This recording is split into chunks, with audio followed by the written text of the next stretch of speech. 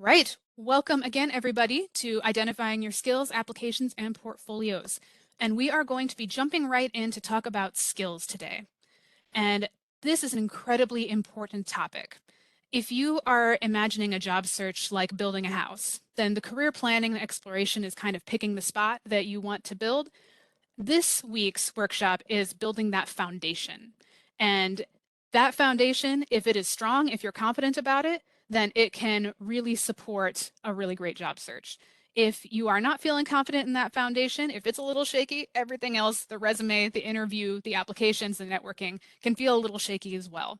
So the goal today is to help you feel really confident with a foundation of your skills, because an understanding of your skills will inform every next step in your job search. So we're going to start right off the bat with a pop quiz. And now that we are all awake, I promise you that you will not be graded, and I'll be answering some of these. So do not worry. And I will start off easy with one that I am going to answer. What is a skill? When we're talking about skills, what do we mean? In the broadest sense of the term, a skill is anything you can do. I might put a star next to that and say anything that you can successfully do. Something that if someone says, hey, could you do that? Then you can go, oh yeah, sure. You know what you're doing.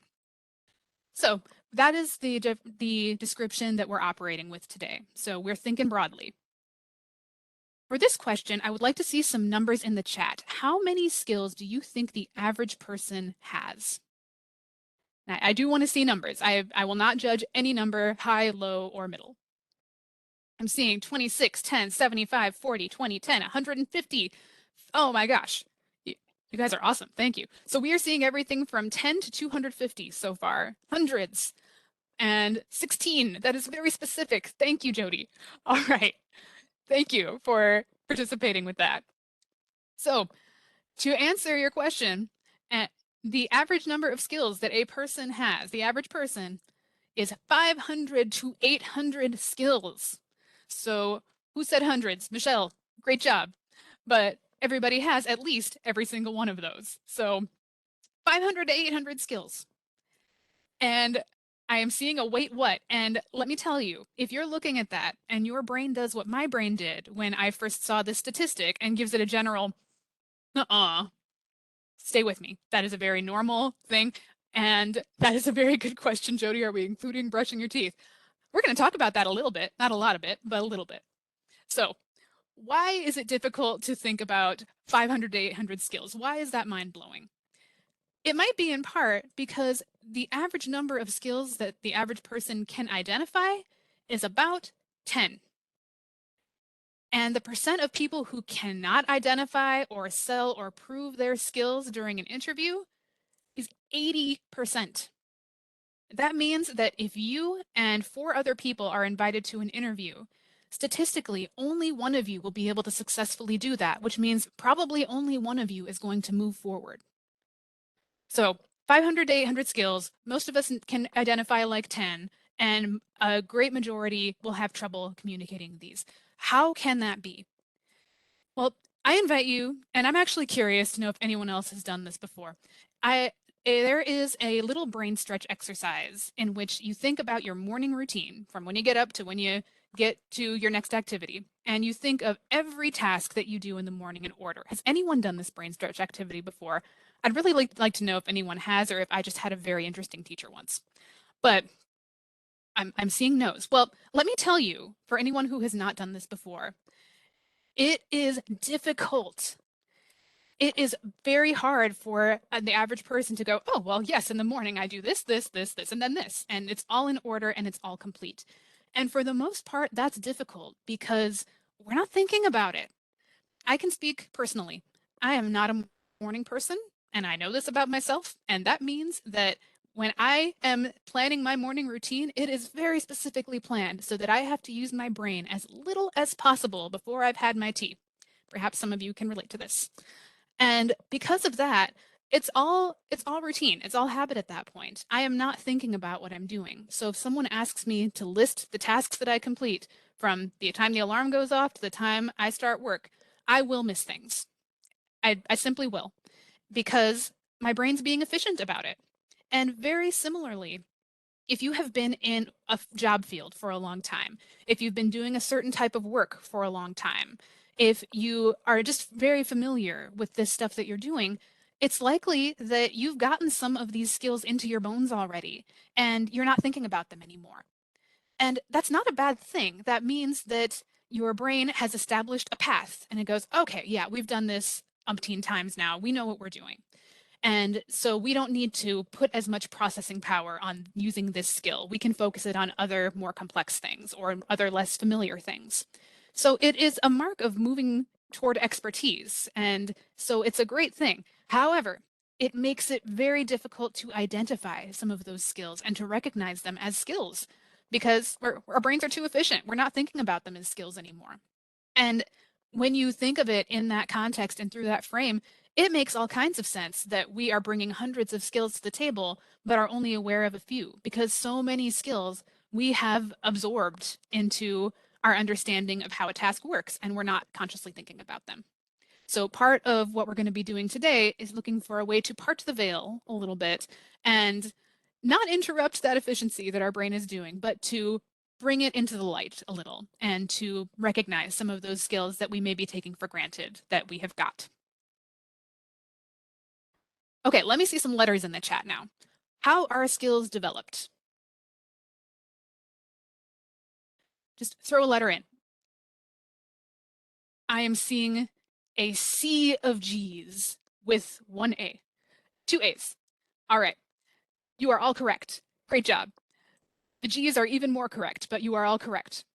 So skills are developed through all of these areas.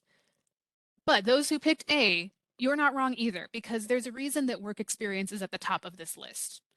Work experience is often going to be the heaviest hitter when it comes to the environments where you get your skills. And the reason for that is that when you are explaining to a hiring manager about the work that you've done, the skills that you have used, and you've done it in a work setting, they're able to compare apples to apples. They're able to go, oh, this is the skill that this person used in this work setting. This is how they used it. This is how they'll probably use it in my work setting.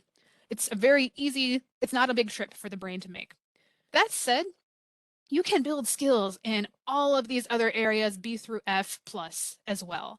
And especially if you have just completed education in a certain area or a training in a certain area, maybe you don't have the experience in a workplace yet, but you are wanting to move into that area, so you have completed that training, then that education, the skills you built in it, becomes powerful. Often that will be the knowledge building and less the hands-on skill building, but many job training programs will have a hands-on element too. So if you find that your education is the most relevant piece of your skill set that to a position you're applying for, stick it up toward the top of that resume. Make sure they know. Volunteer work, socializing with people. Socializing with people is a set of skills in itself. Anyone who might identify as an introvert or kind of shy knows this. There are skills involved. It's hard. And so by practicing that, even just in your social world, then you are building skills that will serve you in the work that you do. Volunteer work. If you are moving into a field that maybe you haven't done this exact job before, but you are passionate about what they do or their mission or this particular topic, and you've volunteered in an area similar to that, but maybe haven't worked in that area, that volunteer experience is gold. So you really want to look into, same thing with hobbies and sports too. You want to look into your skills, and depending on the direction you're going, make sure that you are bringing your most relevant skills up into the light for the person reviewing your resume, the person you're talking to in your interview, and making sure they know, let them know, because you are building skills everywhere. But work experience is usually going to be the most relevant. So now I'm going to answer this one too. What types of skills are the most important to employers? The answer may surprise you. Employers love soft skills. Employers love people skills. Employers love self-management skills. And they love them because they are hard to teach.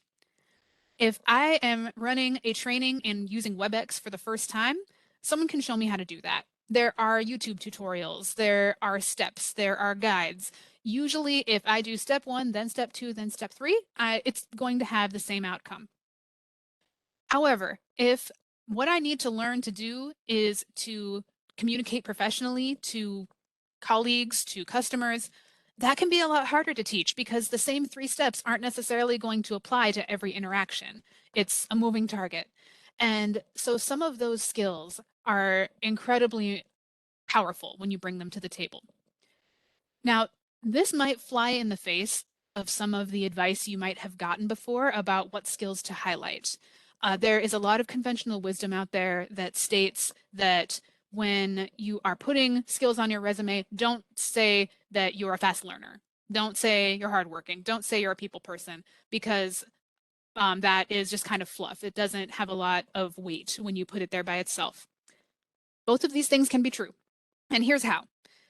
If you are putting fast learner on your resume by itself, nothing else, just that term, what that tells me as a hiring manager is that you have the skills to Google what skills are good to put on a resume. You may be a very fast learner, and that's great.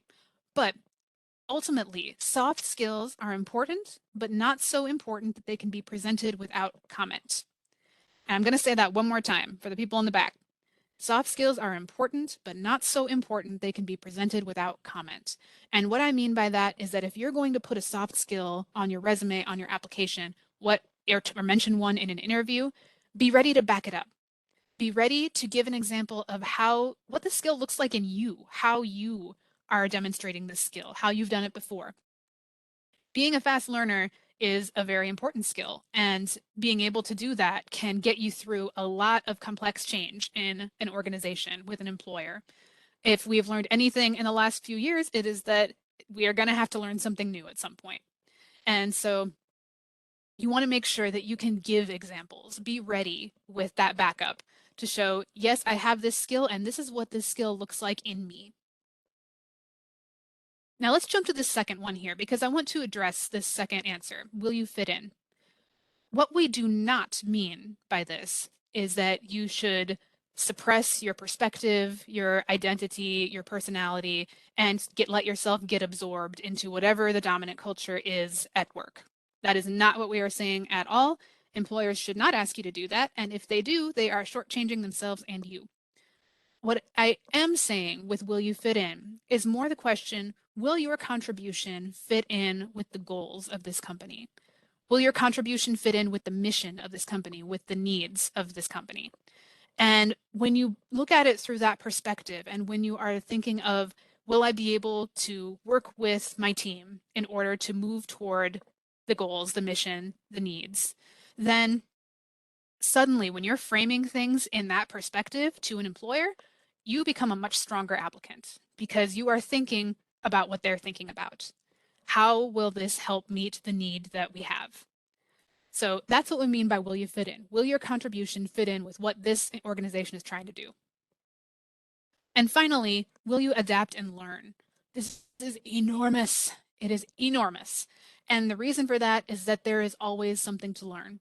Whether you are entry level, whether you have been in this field for 35 years, whether you are at C-suite level, it does not matter. There is something to learn because even if you've been doing this type of work for a very long time, you may be coming in as a beginner to how this company does it.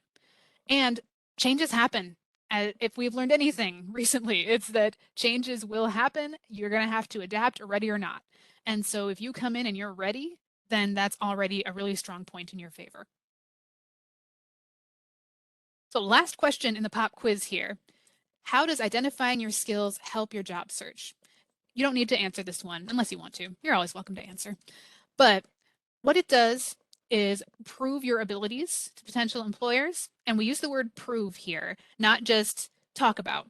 Because again, you want to be able to give backup, to be able to say, this is how I have demonstrated this skill. This is what it looks like in me. Identifying your skills helps you to have a really polished resume that is tailored to the position that you're most interested in because you're looking at your skills going, okay, I have these skills. These are the skills you're asking for. This is what they look like for me. Same thing with completing applications, which you may notice there's a lot of similar information in resumes and applications. You get more of that in the resume portion, but ultimately you want to make sure that they're consistent with each other and that they are representing you as well as possible. And finally, a big one, selling your qualifications in an interview. Again, 80% of people struggle with doing this. Let's work to maybe reduce that percentage. And if we can't do that for the whole world, then at least make sure that you're in the other 20%. All right, thank you for participating in our little pop quiz to get the brains going. Now that we have talked about the importance of skills, we're going to talk about the types of skills and categorizing them. And in front of you is a Venn diagram that shows 3 interlocking circles. And the reason it's a Venn diagram is that just about every skill is going to fit into more than one of these categories, depending on the situation. So I'm going to briefly explain what we mean by each of these. We will start with the green circle, job skills. Very much what it sounds like. These are skills that can be pretty specific to a job or an occupation. An administrative assistant needs to know how to draft correspondence, an accountant needs to know how to calculate accounts payable, and a phlebotomist needs to know how to get a blood sample safely and in a sanitary way. These are things that if you haven't worked in that field, you may not have a reason to learn how to do. That said, it doesn't always come from employment. It can be developed through education. It can be developed through life experiences, some of them, but largely they're going to be very job specific and they're going to be important to employers because they're looking for people with specific talents. It helps a lot if I'm going into phlebotomy, if I've been trained for how to do this safely so that they don't have to worry about that. Soft skills, we've already talked about quite a bit, and they're the skills you use day to day to get along with others. And they are things like motivation, reliability, sincerity, flexibility, all that good stuff. And again, they're important because they tell the employer who you are. It's tough to teach them, and they determine if your contribution is going to fit in with the company's needs. And those are also called self-management skills. I mentioned that term earlier. They all are under the same umbrella. And then finally, we've got transferable skills in the orange circle here. And transferable skills are exactly what they sound like. They are skills that can be transferred from one activity or job to another. A lot of folks who move into teller roles, bank tellers, may have gotten their start as retail cashiers. These are not the same job. You're not completing the same tasks, but there are a lot of transferable skills between the two. And you will see little transfers like this all over the place. And it is vital to be able to identify your transferable skills, especially when you are looking into changing careers or shifting in a different direction. You have skills. You have skills that will be relevant to the type of work that you're doing. It's just a matter of identifying them and making sure you're holding them up so that it's very easy for the employer to see them. So I'm going to talk through a little activity here. Up here we have a quote from quite a while ago from Bill Gates. My people have the confidence of their convictions and they know their skills. We've talked about how important it is to know your skills. We've talked about categorizing them. How on earth do we talk about them when our brains are wanting to be efficient and not have us think about them? It's very hard to talk about something that you can't think about, but you can think about it. And this activity, I hope, will make it a little easier to do that. So this activity will be sent out in handout form in the email that's going to come out by the end of the day tomorrow. And it is 4 steps to identifying your skills. And it is really just an activity of breaking things down into smaller and smaller parts. So what the activity is you start by writing down an employment-related activity that you've done before. It can be anything. So let's say that I am going to do this for running a training. And I'm going to ignore the fact that there are 2 of us running this training right now because I have done the whole thing before too in a different employer and it's a lot of work. So running a training online. I've identified that task. Next is list the tasks involved in performing that activity. So you're breaking it down a little bit. If I am running a training, I need to be able to use email to send out the invitations. I need to be able to use a database to take the participant attendance. I need to be able to use whatever platform this is being offered in. I might need to be able to use Microsoft PowerPoint to build the actual training, that kind of thing. So all the different tasks. So it's just like if you are tasking out what you do from the time you wake up to the time you start your day. You would sit down and really think about it. This is what I do, and then I do this, and then I do this. So that's step 2. Step 3, you are breaking it down even further. You look at each task and then identify what skills do you use when you're accomplishing that task. If I am creating a PowerPoint, I need to be able to use a computer. I need to have visual skills. I need to know how to use Microsoft PowerPoint.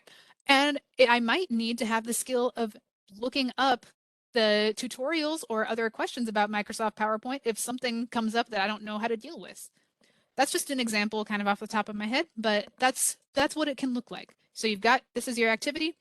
In this activity, I complete these tasks. In each of these tasks, these are the skills I use. And pay attention to if you're listing mostly job skills, mostly soft skills, transferable, or if you are listing all 3. Aim for all 3. And then once you've done that, step 4 is where the really good stuff that you can bring to your application, your resume, your interview comes in. Because that's where you can look at a skill from this list that you've created, and you'll have a list by that point. And you can go, okay, what's a time that I've been really successful using this skill? That I got done what needed to get done for the project I was working on. I helped save the employer time. I helped save the employer money. I had a happy customer because of how I used this skill. Think about it. Do that for a few of the skills, especially if those skills that you see are in the job descriptions of the positions that you're interested in. Because then by the time you have completed this activity, you will have multiple examples of ways that you have used your skills, skills that matter most to the places that you're applying. And so you're able to walk into that interview confidently and be ready when they say, well, tell me about a time when you use this skill. You can go, oh, let me tell you. So make sure that you are taking the time to think about it. And that deliberate taking the time is important because we are making our brains slow down and say, no, no, we're not going to skip over this part this time. We're going to think about every single section. And that way, while you're doing it, it can be hard to do that. So it's a great activity. I strongly recommend it. All right. We have just talked a lot about skills. So we're going to take a pause here. Pam, how are we looking in the chat? I didn't have any questions come in yet, so you must be doing a really great job. Oh, thanks. All right. Well, as questions do come up or comments or anything, please do feel free to put them in the chat. And again, if Pam sees them and if we're kind of in between things, she'll turn her camera on and I'll make sure to answer.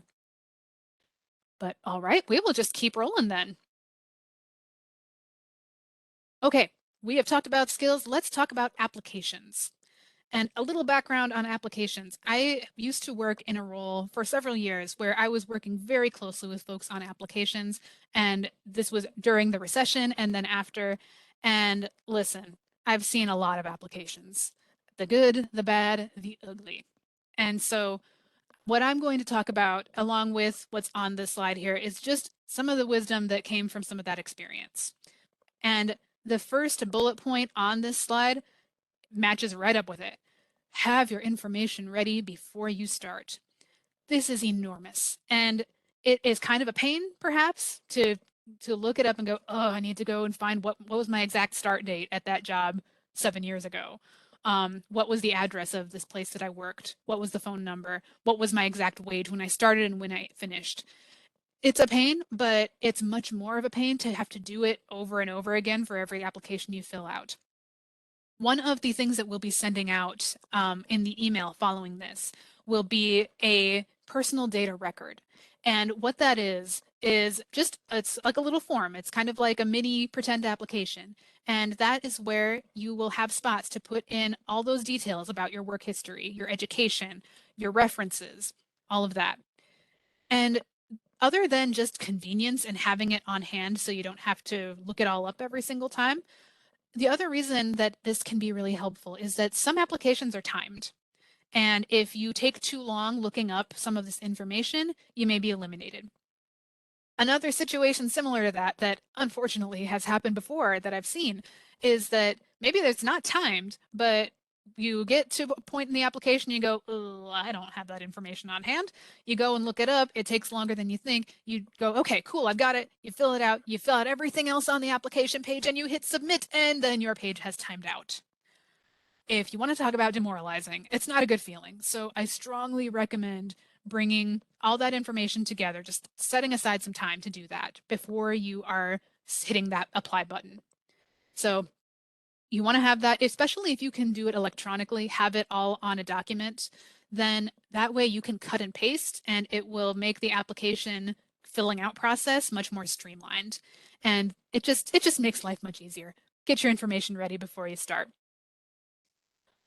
Next, you will want to make sure to be positive and be honest.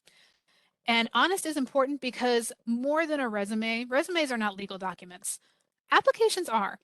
And what will happen is that often at the end of an application, sometimes it's somewhere else, but usually at the end, you may have seen this big block of text that looks very legally and just screams, skip over me, I'm very boring and dry.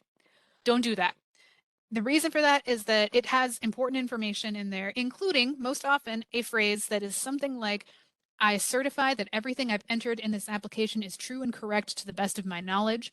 I acknowledge that if it's found that I have knowingly put false information in this application, my employment may be terminated.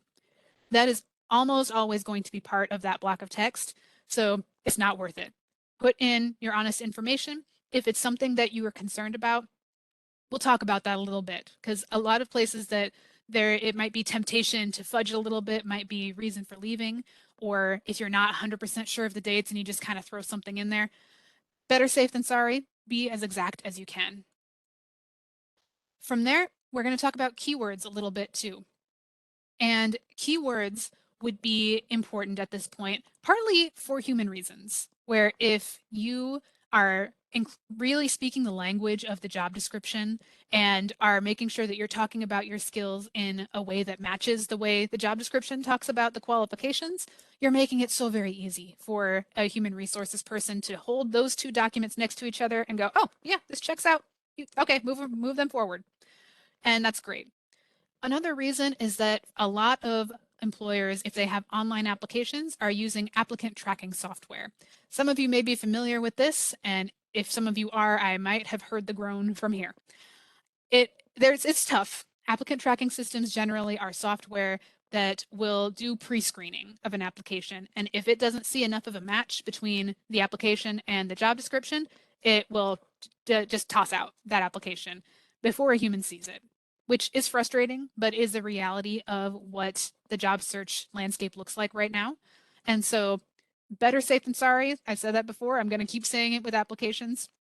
You want to make sure that you are making the match between your skills and that job description as clear as possible. And so that's online applications. Let's talk about paper applications because they are still out there. And that is where neatness comes in. What I recommend for a paper application is to get 2 copies or make a copy of the one you have. Let one of those be your sloppy copy. And I mean that. That's where you answer everything. That's where you go, ooh, I made a weird looking letter here. I'm just going to cross this out and put what it's supposed to be. This is where you can put question marks and then look it up and then come back and add it in if you don't know the answer to something, what have you. That way you got your sloppy copy. And then once you have got it, you have a couple options. If you want to be super thorough, you can type in your answers from that sloppy copy, and that way you can do a spell check, or you can hand it to your friend to do a proofread for you. And then pull out the empty copy that you've got, and that is where you take your time and nicely copy in everything that was kind of your final answer on your sloppy copy. And that will make life much easier because you don't have to stress so much about am I going to do something weird in my writing? Because I do that all the time because my hand will go faster than my brain. And then I have written a word that does not exist and it's very strange. So that is a way, if you're copying things in, then that will make things a little easier. Hello, Pam. What's up? Well, we got a few questions that came in with this. Hey, So one was, they still ask for this kind of information. What industries? I haven't had to do this in 20 years. I'm guessing that would be just for online applications in Yeah, general. yeah. Yeah, and Donna, please correct me if you mean something else that's specific. And yeah, a lot of places do. And in a number of different fields. And if you, depending on your field, there are some fields that primarily will operate by networking or by saying, please send in your resume to this person, and that's the process. But there are a number of fields. I mean, certainly I've seen it in financial fields, I've seen it in retail fields, I've seen it in hospitality fields. A lot of major employers will still have an online application, and it's still very common. Pam, if you have seen anything particular also that you feel like would be good to let everybody know about, then please feel free to chime in. Yeah, I have another question that came in. What if you've been working for 40 plus years and many of the places you've worked at are out of business, and they couldn't tell you the exact days and months? That is a good question.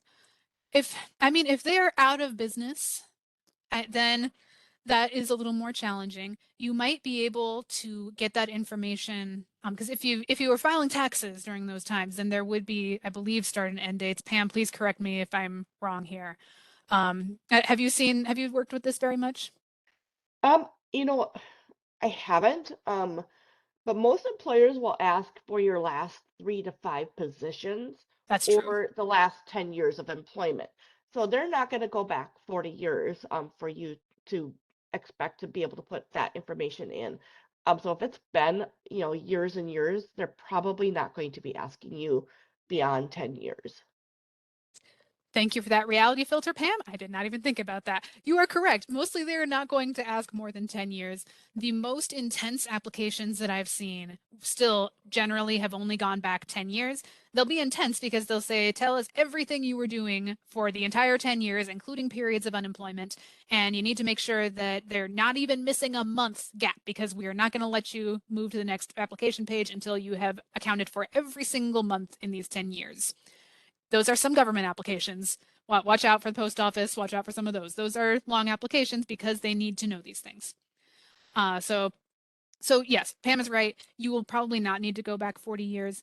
If an employer that is within the last 10 years has closed, then you can give your best guess. You might be able to find it in tax documents as well. So that it's not the ideal answer, but that is kind of what's available at this time. Pam, were there any more? I think that's it for questions at the moment. I did have one for salary coming up, but I think you can answer that one later. And I just had the one comment about the government jobs of using the exact dates of employment. And I do want to confirm that yes, a lot of government jobs are like that. With the state of Minnesota, our HR had, a meeting with staff as we're referring people to apply for jobs to make sure that they have the exact start dates because some of them were coming up short with the amount of experience that they were listing on the job description. So make sure you put those exact dates. Great. Well, yes, and I see the question about salary, and don't you worry, I'm about to talk about it right now. So we have talked a little bit about screening. And so when it comes to salary, yes, it can be a potential screening item. And to respond to your question, Patty, I do not think it is wrong to answer negotiable or to say open. But let me give you an idea of some of the things that can come up as far as the way they ask for salary on an application.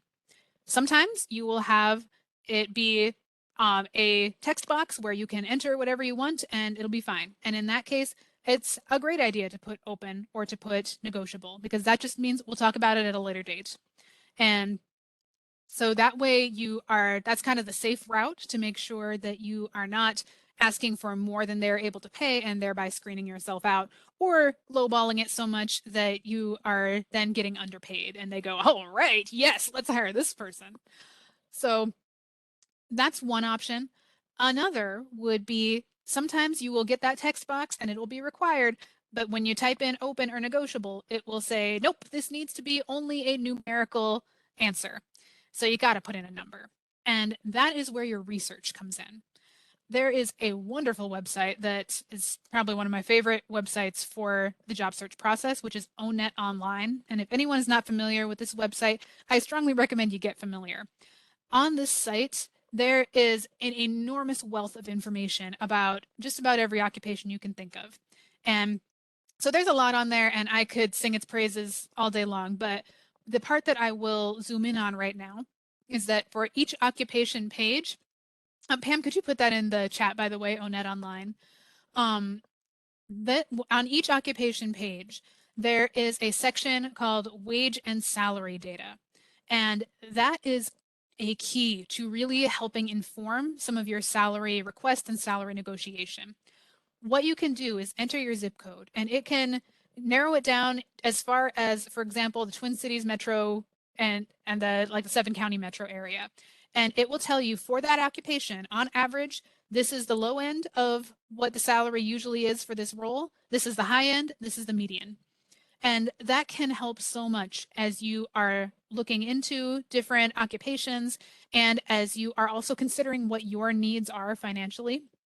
That can help to inform the types of positions you apply for, and it can inform what you ask for on that application, because then it's a much higher likelihood that it will be within the range that is possible for that employer and less likely to screen you out.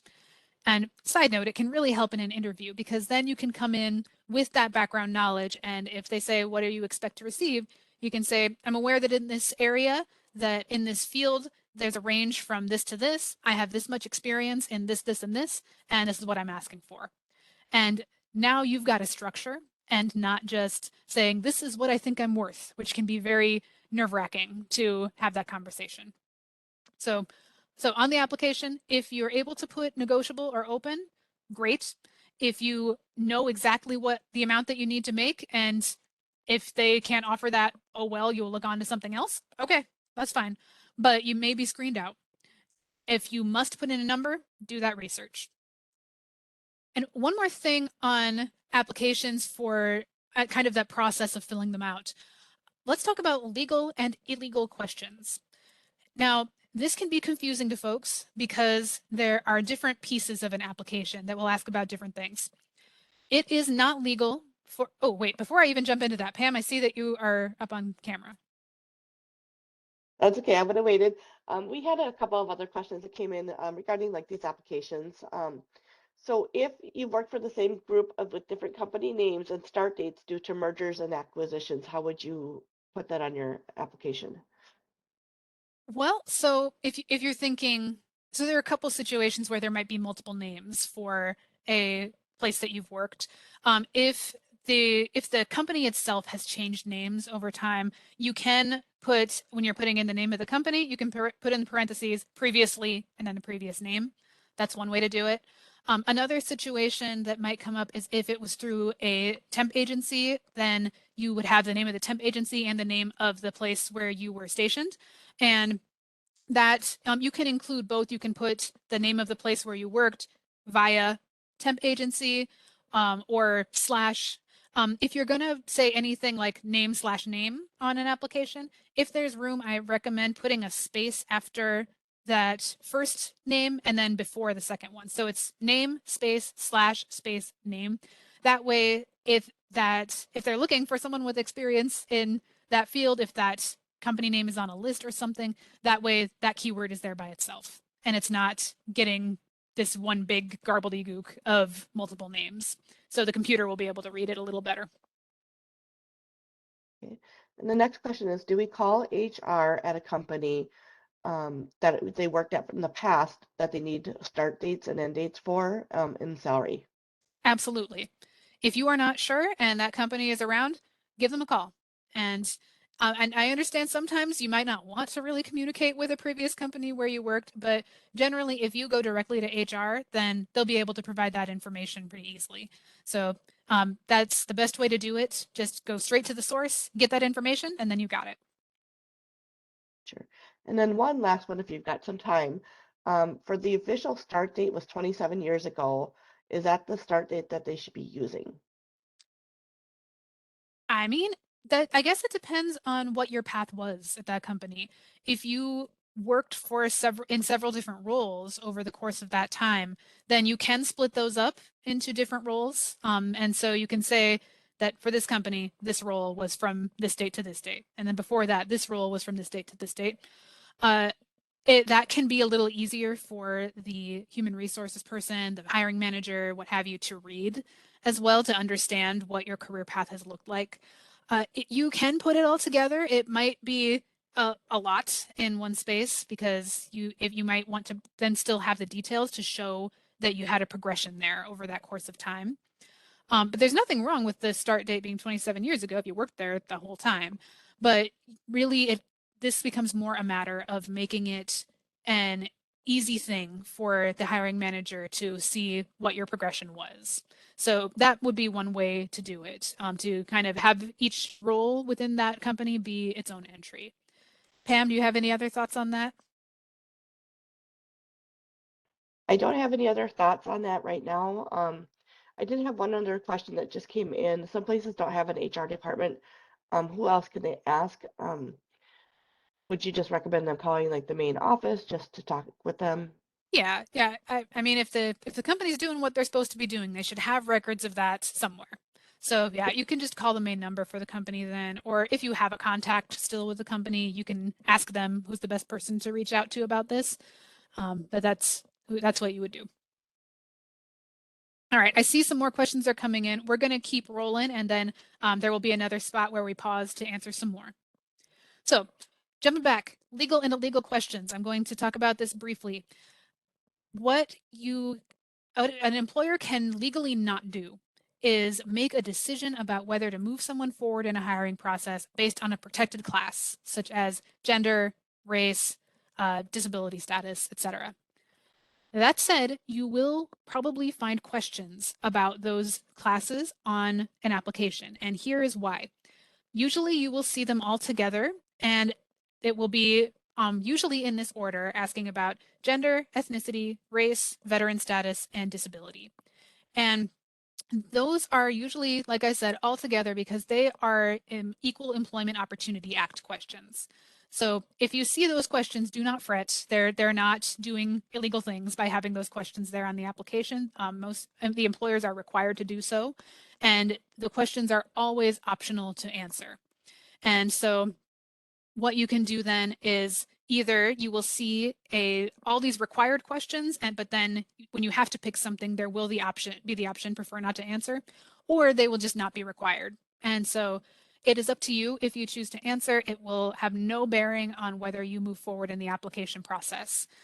Uh, what can happen if you do enter your information in there is that then later on, if you do have concerns that this employer is engaging in discriminatory behavior, then you can point to that and say, hey, Equal Opportunity Act Commission, look, this, we have got this situation that happened, and here are the information that I put in. I believe I'm being discriminated against, and they can then move forward with investigating that. So it is entirely up to you. The other place that you might see some questions that would not be part of the decision-making process because they're in a separate spot would be the WOTC, Work Opportunity Tax Credit Survey.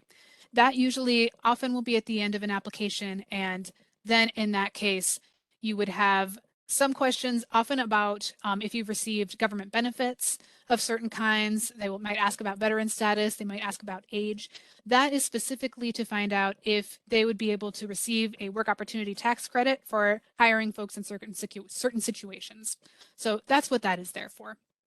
So those are the two situations in which you will see questions about potentially protected classes. If you find those kinds of questions peppered throughout the application alongside work history and education, that's a big red flag and it's not great. And I would recommend pausing before continuing with that application because they might be doing things that they should not be doing. So that is the very brief legal and illegal questions. But if you have further questions about that, or if you are looking at a particular application, then I really recommend getting in contact with your career force office where you are at, and then you can sit down with somebody and talk more about your particular situation. All right, we'll be moving forward to just some housekeeping around applications. This is a quick little exercise on proofreading, and it is very straightforward. Please put in the chat, what is the number of Fs, the letter F as in foxtrot, that you see in these 4 lines of this white box? I'll give 10 to 15 seconds. How many Fs?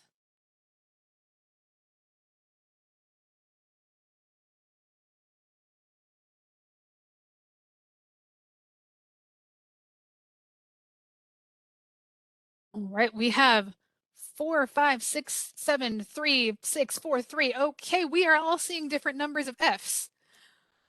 Okay, that is expected. A lot of people see different numbers of Fs in this text box of 4 lines. And the correct answer for the number of Fs within the white box is 6. And the reason that a lot of people might not see 6, often will see fewer. You who said 7, I want to know what you saw, because you are in the next generation. You are seeing amazing things.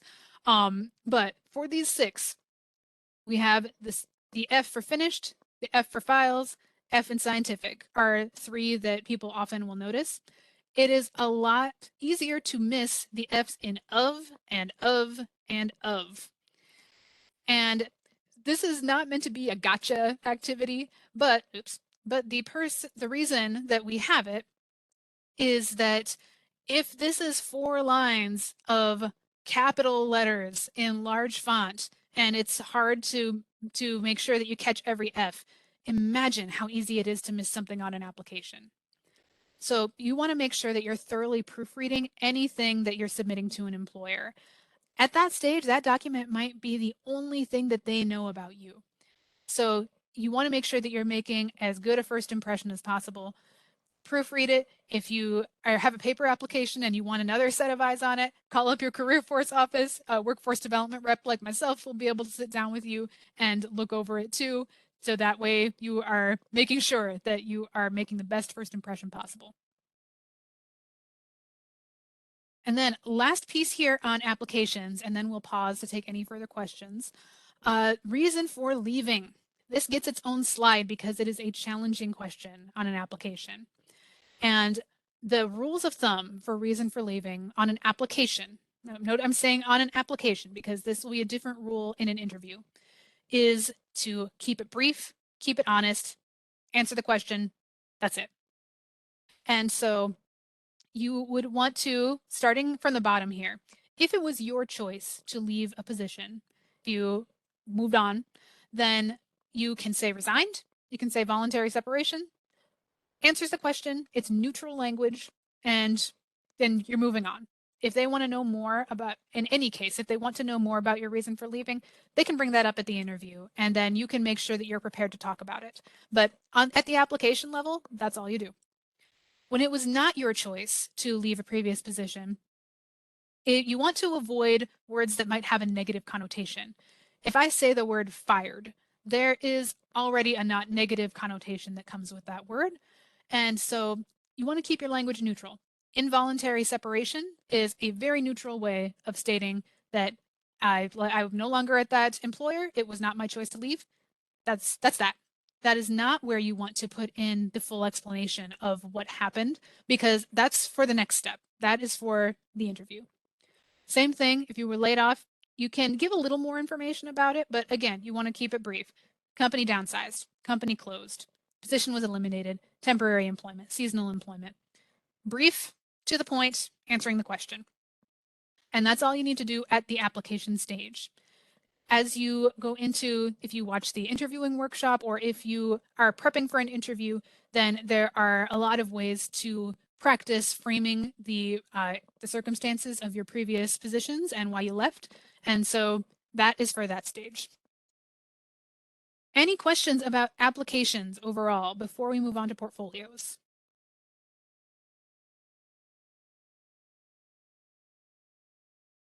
Pam, do you have anything that I missed earlier? Nope, I don't see anything that you've missed. Okay. All right, then we are on the home stretch. We are now, lastly but not leastly, we're going to talk about portfolios. And when we talk about portfolios, we are not necessarily just talking about what you might associate with someone in a creative profession, where it's just a sample of all the visual work that you've done. When it comes to a portfolio, it is something that you want to be able to have on hand, either physically or on a flash drive or somewhere that's easily accessible to you when you are going to an interview, when you're going networking, all these documents that you want to make sure that you've got ready to go. So If you like having something physical in your hands, then you can grab some resume paper and print off all your documents. And that way you can keep them in a binder, keep them nice, and they're ready to go. And that way you are prepared for anything. So, what goes in a portfolio? Think of the kinds of things you want to make sure and have in an interview. Your resume, absolutely. If it is more than one copy, even better.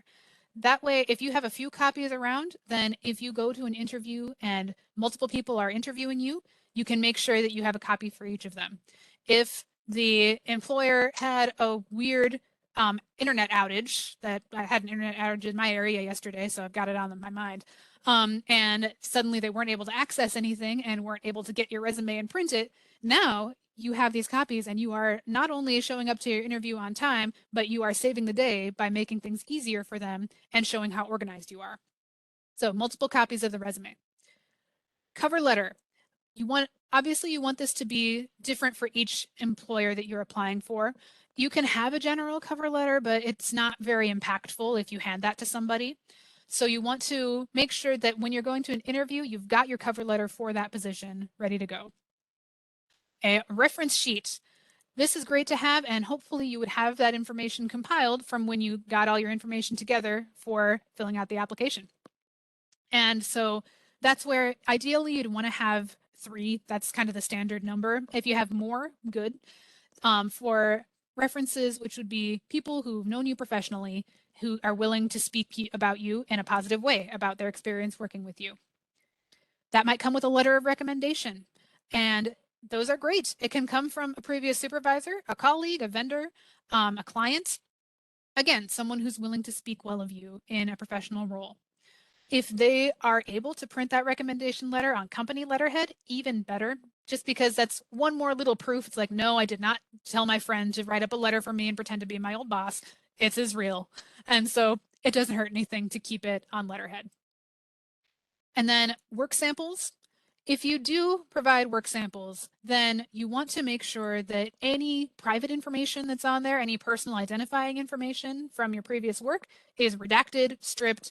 Make sure it is nowhere to be seen if you're going to be handing that work sample to somebody, because that can really sour things very quickly. And finally, any copies of licensures or certificates that you feel would help you in the role you're interested in. Now, the main thing that you want to do, in addition to compiling all of this, is to make sure that everything is branded. And when I say branded, I do not mean you make a logo of yourself in a funny hat and put it on all of your documents, though that would be very funny. What I mean is that you want your documents to all look like they belong to the same person. And so, for example, if John Smith here has this nice resume, it's nicely laid out, it looks good. And then he shows up his cover letter and it looks like this. The person who is reviewing his documents may assume that the cover letter on the right is really his level of ability and he got help with the resume on the left. However, let's take a look at what happens when he brands both of his documents. Suddenly, these 2 documents are going to the same party. You can see that John has matched the heading, he's matched the font, he's matched the margins. And so there is no question in anybody's mind that these 2 documents belong to the same person. Note that this cover letter and this cover letter have the exact same content, but by using the same format as your resume, you can achieve a stronger first impression and the same with any documents that you are submitting to an employer. All right, and that is a wrap on the content for this workshop with a couple minutes to spare. Pam, how are we looking in the chat? I had a couple of questions that came in. One was the person was fired for missing work after their mom passed away, and they had to take some time off for mental health. How would you word that? Well, first of all, I do recommend reaching out to Career Force, which it looks like you also recommended that, because that can be kind of specific to your situation. A rule of thumb what might be that you don't need to go into a lot of detail at that point. If you're filling out one of those applications where they want you to account for every single month of the last 10 years, you can state health situation or health matter. And you can also prepare to talk about that with an employer, just to make sure that it's clear that this is no longer something that will be affecting your ability to work. That's kind of the quick answer. Pam, do you have any more on that? No, like I said, with some of those answers, you may need to talk to somebody at a career force location just to get that worded correctly the way that you would like it to sound the Yeah. best. And sometimes that takes more time than we have here. I did have one other question. A person was a homemaker for 7 years and hasn't been employed for 9. They only have one reference. Do you have any ideas for more references? Well, when it comes to professional references, and I realize we're at 11 o'clock right now, so I'm going to keep it brief. And I do recommend also reaching out to your local career force location. Um, it the references don't need to always be a supervisor, though that is often the strongest reference because the person who would be looking at it might be your future supervisor.